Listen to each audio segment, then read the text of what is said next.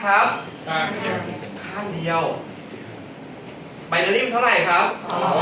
แต่เราทำข้างเดียวเราจะเกิดไหมครับไม่เกิดเราไปฝากความหวังไว้กับใครก็ไม่รู้ใช่ไหมครับ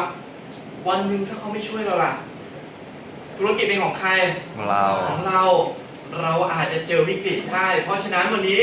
ไบนารี่เขาสร้างมาสองคุณต้องทำสองนะครับแต่จะสอนยังไงคือถามว่าคนที่เราหามาได้ทั้งหมดเราหามาได้มันถือว่าเป็นน้ำพักน้ำแรงของเราแต่ถ้ามันมีคนที่เราไม่รู้จักมาอยู่ข้างใต้เราถือว่าดีไหมครับดีเอาไหมครับเอาแต่เราต้องทำเท่าไหร่ครับ2 ข้างโอเคเข้าใจตรงกันนะครับเพราะฉะนั้นวันนี้เราเป็นบริษัทไบนารี่เราก็เลยบอกว่าวันนี้เราขอร้องคุณได้ไหมคุณมีหน้าที่หาซ้ายคนขวาคนทุกคนที่เข้ามาในตรงแผนนี้นะครับคุณมีหน้าที่หาซ้ายคนขวาคนแล้วหยุด2 คนหายากนะไม่ยากพี่เคยไปทำเครือข่ายไหมครับยังไม่เคยเลยพี่หา2 คนหรือเปล่าหาเป็น100เลยใช่ไหมก็น่าจะไม่ได้พี่ว่าแล้ว2 คนพี่ว่ายากนะ2 คนแล้วมาซื้อสินค้าใช้ด้วยนะต้องมีข้อแม้ทุกคนหา2 คนแล้วซื้อสินค้าใช้พันทีวีเหมือนกันหมดเลยนะครับเดี๋ยวผมจะค่อยๆขยายให้ดูว่าจะเกิดอะไรขึ้นนะครับวันนี้อันนี้เป็นเรานะครับอันนี้เป็นเพื่อนคนที่1อันนี้เป็นเพื่อนคนที่2ของเราที่เราชวนเข้ามาทุกคนซื้อสินค้า 1,000 ทีวีเพราะฉะนั้นแผนบอกว่าถ้าวันนี้คุณเป็นสมาชิกกับบริษัทไปชวนคนมาคุณจะได้รับค่าแนะนำกี่%ครับ60%เขาซื้อสินค้ากี่ทีวีนะเมื่อกี้ผมบอก1,000 ทีวีเพราะฉะนั้นจะได้ค่าแนะนำกี่บาทนะครับ600ซ้าย600ขวานะครับวันนี้เรามีค่าบริหารทีมให้กี่%ครับ30บวก10เป็น40นะครับเพราะฉะนั้นฝั่งนี้มี1,000 ทีวีฝั่งนี้มี1,000 ทีวีมันไม่มีฝั่งแข็งฝั่งอ่อนมันเท่ากันนะครับก็เอาข้างไหนก็ได้สักข้างหนึ่งมาคูณกี่%ครับ40 1,000ทีวีคูณ4%ได้กี่บาทครับ400 บาทในวันแรกในชั้นแรกนะครับเพราะฉะนั้นในวันแรกเราจะมีรายได้อยู่ที่400เป็น 1,200 บวก 400 เป็น 1,600 บาทไม่เก่งเลขทุกคนเลยคนเครือข่ายนะครับหลังจากนั้นทุกคนทำเหมือนกันวันนี้เครือข่ายหลายๆครั้งเราเคยได้ยินมาว่าเราจะสำเร็จเราต้องทำตามคนสำเร็จเพราะฉะนั้นทีมเดียวกันเราลองทำแบบเดียวกันโดยที่เราก็บอกเขาว่าหามา2 คนขอให้คุณหาให้เจอ2 คนที่ใช้สินค้า 5,000 บาทได้เหมือนเราแล้วมาวางซ้ายคนมาวางขวาคนนะครับโดยไม่ต้องไปรอให้ใครมาวางให้เราซะด้วยซ้ำวันนี้นะครับทุกคนมี1,000 ทีวีเหมือนกันหมดเลยวันนี้อันนี้เป็นลูกเรานะครับลูกเขาไปหามา2 คนก็มีรายได้ค่าแนะนำเท่าไหร่ครับ600 2 คนเท่าไหร่1,200ลูกมีรายได้ค่าแนะนำเท่าไหร่จะจ่ายกลับคืนที่เรากี่%เพราะฉะนั้น 1,200 คูณ 20% จ่ายคือเราเท่าไหร่240ซ้าย240ขวาบาลานซ์ค่าบริหารทีมแข่งทีมอ่อนเรามีทีมแข่งทีมอ่อนกี่พันทีวีครับ2,000ฝั่งซ้ายมีเท่าไหร่ฝั่งขวาเลือกฝั่งไหนดีอันไหนก็ได้เนาะ 2,000 คูณ 40% ได้เท่าไหร่ครับ800เพราะฉะนั้นวันที่2นะครับที่คุณพี่บอกวันที่2เราจะมีรายได้240บวก240บวก800เป็น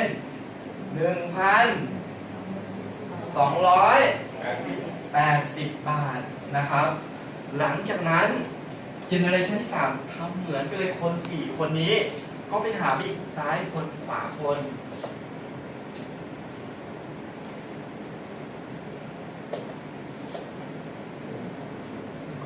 นะครับ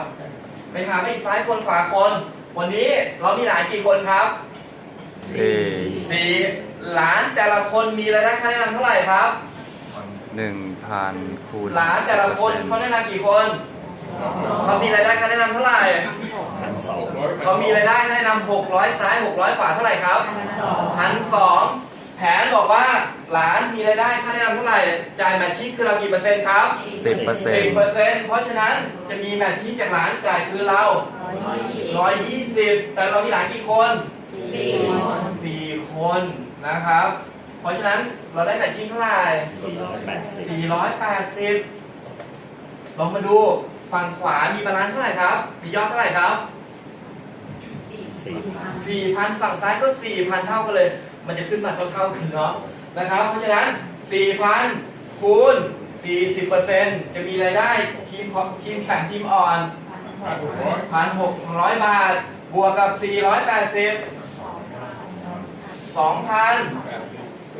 2,000 มี200ด้วยเหรอเนาะเอา 2,000 เอา 2,080 พอนะครับ หลังจากนั้นวันถัดไป4 คนเนี้ยทำเหมือนกันหา2 คนเพราะฉะนั้นฝั่งนี้จะมีคนกี่คนครับฝั่งซ้ายนี่กี่คนครับ8แต่ผมเขียนวงกลมไม่ไหวแล้วนะมันเยอะมันแน่นกระดาษฝั่งขวา8เพราะฉะนั้นค่าแนะนำมันจบไปแล้วแผน2 ข้อนี้มันจบไปแล้วนะครับเรายังเหลือค่าบริหารทีมบอลทีมแข็งอยู่8 คนมียอดกี่พันครับ8,000 คูณ 40% ได้ 3,200 นะครับ วันที่ 4 มีรายได้ 3,200 วันที่ 5 กลายคนไปหายคนละ2 16 มีรายได้เท่าไหร่ครับ 6,400 ชั้นถัดไป 16 แล้วเป็นเท่าไหร่ครับ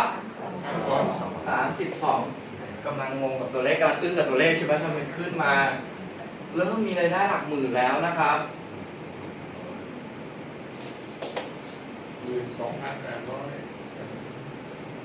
ครับ32แล้วเป็น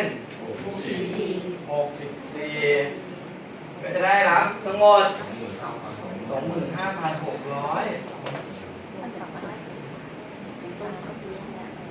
นะครับหลังจากนั้น64แล้วเป็น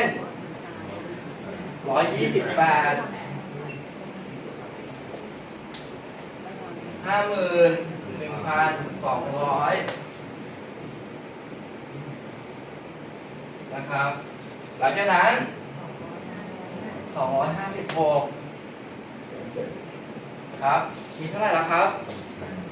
เริ่มขึ้นมาเป็นหลักแสนแป๊บเดียวเอง100,400 นะครับ วันที่ 9 1,02,400 หลังจากนั้น512 จะมีรายได้ทั้งหมด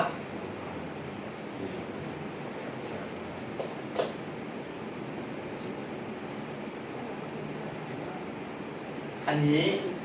10แต่พีทบอกว่าถ้าเกิดว่าทุกคนทำใช้เวลาแค่1 วันมันคือการสะสมรายได้แค่เพียงกี่วันครับ10 วันรายได้สะสม 200,000 300,000 ประมาณ 500,000 ภายใน10 วันสมมติว่า10 วันแต่ถ้าผมขยับให้ออกมาอีกหน่อยล่ะ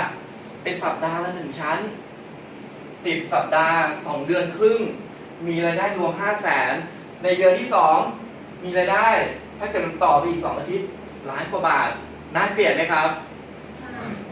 น่าเกลียดเนาะ แต่วันนี้เราทำเครือข่ายเราทำแค่เดือน2 เดือนไหมครับเราอยู่ยาวใช่ไหมครับถ้าบริษัทดีกับเราถ้าบริษัทตั้งใจทำให้เราก็อยู่ยาวเหมือนแซฟที่ตั้งใจใช่ไหมครับถ้าผมบอกว่าเดือนละชั้นล่ะวันนี้เดือนหนึ่งทุกคนไปหาอีกคนละ2ให้เวลาเดือนหนึ่งมันยากไหมครับไม่ยากแล้วถ้ามัน10 เดือนแล้วได้เดือนที่10 200,000 ยากไหมแบบว่าทนได้ไหมครับบางทีทนมาเป็นปีได้1,000 กว่าบาทเลยเนาะ อย่าบอกว่ายี่ห้ออะไรนะ เดือนแรกเข้ามาได้12 บาทเพราะกดซื้อยาสีฟันไปหลอดหนึ่ง นะครับเพราะฉะนั้นถามว่าอันเนี้ยเราลองไปดูนะเราเคยหลับตานึกไหมว่าเราเคยมีทีมงานใต้องค์กรเราเป็น1,000 คนเคยเห็นไหมเคยมีไหมเนาะแต่1,000 คนก็ตายบ้างมันก็อยู่บ้างก็ไปบ้างเพราะอะไร วันนี้เราลองนึก คุณว่าทุกคนวันนี้เงินเป็นปัจจัยที่สำคัญไหมครับ เป็น สำคัญแต่หลาย ๆ ครั้งโดนกดคนทำเครือข่ายมักจะโดนกดดันไหมครับ โดนกดดันจนไม่อยากจะทำแต่วันนี้คุณลองไปคุยด้วยแผนที่มันง่ายๆแผนที่มันสนุกอันนี้เป็นไอเดียนะครับ ถ้าเกิดคนที่เก่งกว่านี้อาจจะได้เยอะกว่านี้ อาจจะเป็นองค์กรที่ใหญ่โตกว่านี้ อันนี้เป็นแค่เบื้องต้นสำหรับให้ทุกคนดูว่ามันไม่ได้ยากเกินกว่าที่เราจะแตะมันถึง เพราะฉะนั้นวันนี้เป็นนักธุรกิจเงินล้านกับแซฟยากไหมครับ ไม่ยาก วันนี้ใครจะเป็นนักธุรกิจเงินล้านกับแซฟขอยกมือหน่อยครับ เขา คุณเบียร์ถ่ายรูปให้หน่อยดิถ่ายรูปนักธุรกิจเงินล้านให้หน่อยดิให้คุณเบียร์ถ่ายรูปเดี๋ยวเราจะได้มีเราจะได้มีหลักฐานยืนยันนะครับ เพราะฉะนั้นวันนี้แซฟพยายามจะสร้างเครื่องมือนะครับ จริงๆเราเป็นน้องใหม่ถามว่า แต่เราอยากเป็นน้องใหม่ที่จะบอกว่ายังไงล่ะเป็นธุรกิจที่สะอาดนะครับ เราค่อยๆโตไปพร้อมๆกันกับแซฟวันนี้แซฟเพิ่งเริ่มคุณก็เพิ่งเริ่ม วันนี้คุณโตแซฟก็โตไปพร้อมกับคุณดีไหมครับ เด้ ดีขอบคุณมากพี่แบงค์เพราะพี่แบงค์มาทุกวันเลยเนาะ คำถามนะคะ ครับ ค่ารักษายอดนะคะ อ๋อลืมพูดรักษายอดขอโทษครับ วันนี้ค่ารักษายอดของแซฟแพงไหมครับ ไม่แพง แพงมาก วันนี้มีรายได้หลักแสนแซฟให้รักษายอดเดือนละ200 PV หรือประมาณ 1,000 บาท และแซฟนะครับวันนี้คุณปิดคุณสมบัติคุณที่เป็นซูเปอร์วิเซอร์ด้วยเงินด้วย PV 1,000 PV คุณสามารถจะขึ้นจนถึงตำแหน่งสูงสุดของบริษัทได้ โดยที่คุณไม่ต้องท็อปอัพอีกเลยดีไหมครับ ดี เชนกับแชร์ไหมครับที่นี่ แชร์เนาะท่านประธานแบ่งปันจริงๆเนี่ยเขียนแผนยากไปยังโดนดุแล้วอะครับท่านประธานพูดแล้วโดนดุทุกทีแต่ว่ามีข้อที่ 5ทำไมก็ไม่รู้แต่ทิ้งเอาไหม ไม่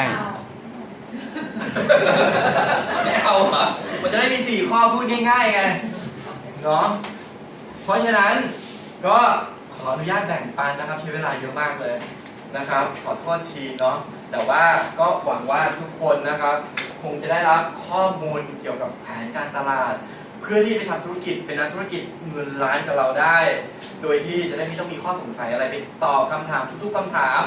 กับโฮสเตสหรือว่าคนที่เราอยากจะไปให้โอกาสไปเปิดโอกาสให้เขานะครับ ก็ขอให้ทุกท่านประสบความสำเร็จเป็นนักธุรกิจเงินล้านกับเราภายใน